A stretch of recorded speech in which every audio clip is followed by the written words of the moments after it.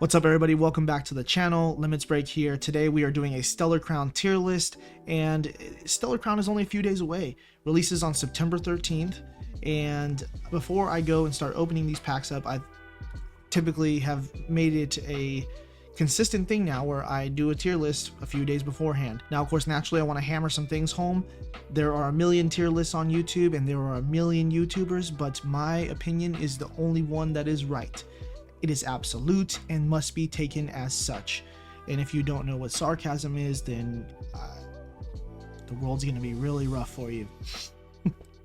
Slash JK, obviously, just in case I need to spell it out for you. It's my opinion on these cards, so you're welcome to agree or disagree. But let's go ahead and take a look at our first card, which is Turtonator.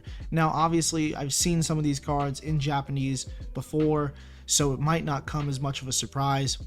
I think that given the current metric that we are judging these off of, I would say that this is a good art. You could argue okay, I'm going to say good. I don't think it's bad. However, our next card, which is Metatite, is an art that I was very high upon in previous listings and a card I look forward to obtaining definitely. I don't think it's one of the best cards in the set. I would say it definitely belongs in the better tier though. This card has a lot to offer. Very lush background. Metatite kind of looking over like, why are you disturbing my meditation? And overall, just very aesthetically pleasing. Beautiful card.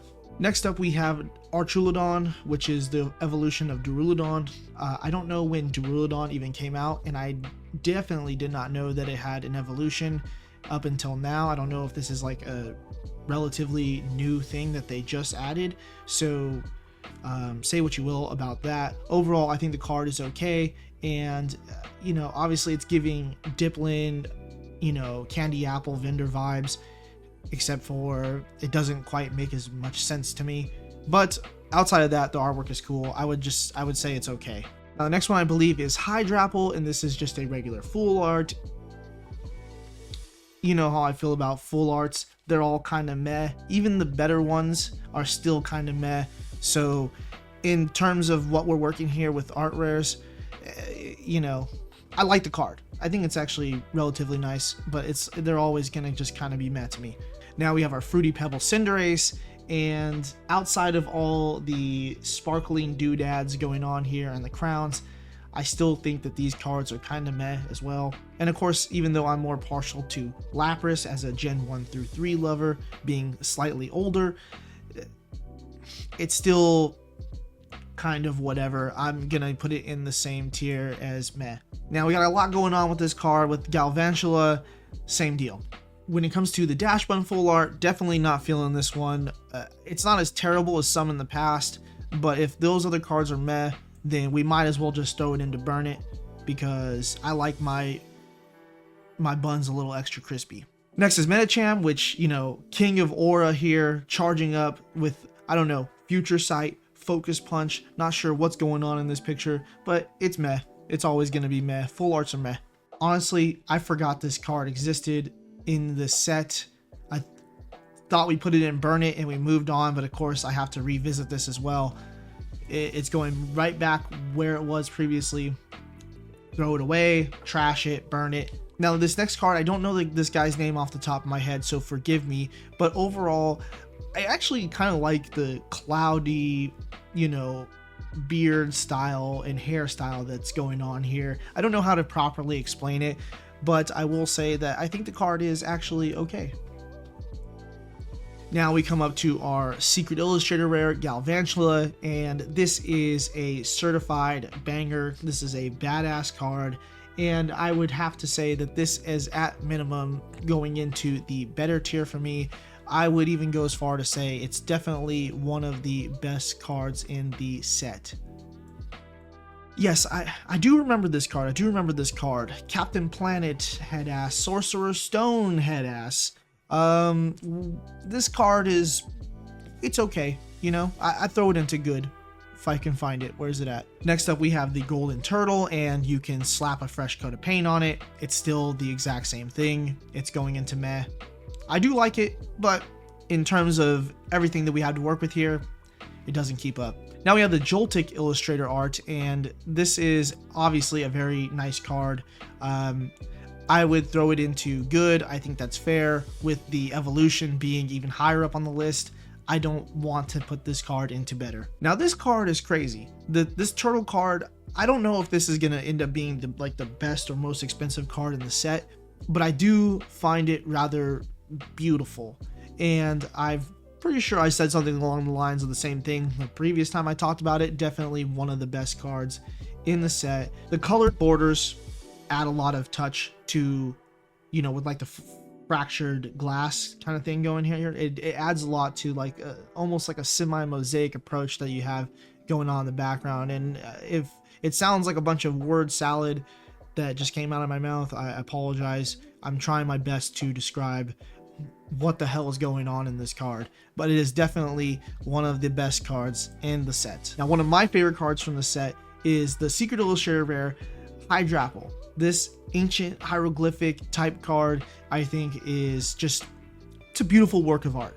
I really appreciate this art style, and I think it might be my personal favorite. I'm gonna go ahead and drop that into best. Next up we have Milcery, which I think is a cute little card. You know, it's not bad. It's not my particular taste, but it's okay. We can throw it into okay. Next up we have Gulpin, and he's definitely doing quite a bit of gulping right there. And some of you probably like doing quite a bit of gulping yourself. In terms of eating though, can definitely relate. Love sweets. Cool card. I would definitely rank this above Milcery, a little bit more my style, even though Milcery had tons of sweets going on there as well. I think it is a good card. I have a new recipe. This is the vibe that I get from this guy. Final Fantasy 15, Ignis, you know, new recipe, have an ass. I actually think it's a pretty good card. I like it more than the other trainers, especially the whole, you know, waifu card thing we got going on here. Good design, not a bad card, but I like the cooking card more than this one, which is kind of her just standing there, you know. Honestly, this card to me, the more I look at it, it's just kind of wild. Furry's gotta be going crazy right now. People probably down bad. I like my buns glazed for sure, but having all this glazed yummy food next to what appears to be an oiled up dog, it's a good card. It's a better card than obviously the full art, right? Significant improvement. It's not the best, but I'll let it slide. We're going through a lot of cards that obviously I've seen before, but there are a few additions in here that I haven't gone over yet, and I'm excited to get to those. But for now, let's continue to get through this. This card is good. I think it's a good card. Now, finally, we get to talk about something that I've been waiting to talk about. Our Bulbasaur Illustrator Rare. This is definitely one of the better cards in the set. You've got Sleeping Pidgey, Sleeping Bulbasaur.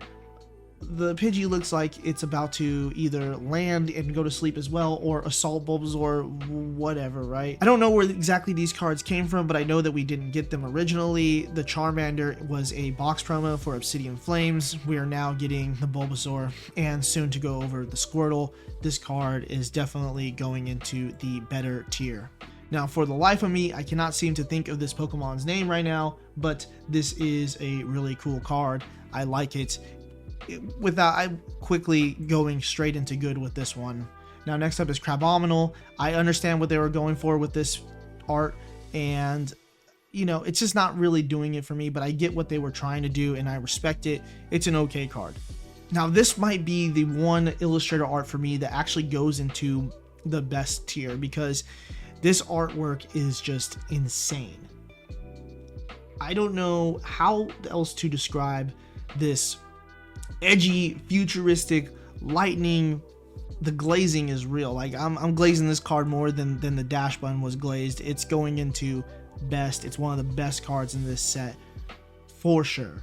Raboot looks like it's about to kick a snowball like a soccer ball. The snowball looks exactly like the Raboot's puffy little tail. It might be lore accurate that it's not a snowball. He actually can detach his tail, regrow it back, and punt his tail at people for more effective damage. the card's okay. Now next up we have Ladian. I like the background going on here. It's like moonlit minus actually having a moon in there, the fireflies, everything. I think it's actually a pretty good card. Definitely grew on me since the last time I seen it. Now with this next card, obviously this is like the absolute banger of a waifu card that we're getting for this set, and I do think that the card is actually really nice, has a lot more personality than the regular full art, plus it features some of the other ones in the background. Overall, it is a nice card. It's definitely in at least better tier for me. I'm more interested in the badass Pokemon cards than the trainers personally, but you could argue that this is one of the best cards in the set as well. I'm just gonna throw it into better, like top of better, almost best, out of respect for the people who are really into those types of things. Now for me, the dark horse of the cards here is the Squirtle. This is just like an awesome card. It's gonna probably be a sleeper in terms of value, much like the, you know, Eevee art rare was in Twilight Masquerade. This Squirtle is a banger. I love this card, everything about it. Squirtle is just a more popular Pokemon than Bulbasaur as well, so I think it's just going to clear. I definitely think this is going to be one of the best cards in the set, and we can go ahead and confidently throw it into best tier. So obviously, in comparison to some of the rankings that I may have given these cards in the past, you might have something different here. Opinions are always changing, perspectives are always shifting, and you're more than welcome to call me out on something that I gave a higher rank at one point and a lower at one point, etc, etc. That's totally fine. This is just how I feel in this particular moment. This is where the tier list is at. Personally, I'll be trying to pull the Squirtle, I'll be trying to pull the Turtle, I will be hoping to pull the Hydrapple, and of course the Zeraora is phenomenal. I would love to pull that as well. So let's see what happens on Friday when the set releases. That's all I got for you guys in today's video. Let me know what you think down below. Am I right? Am I wrong? Am I stupid? You know, it doesn't matter. Just say what you feel. And I will see you guys very soon. Peace.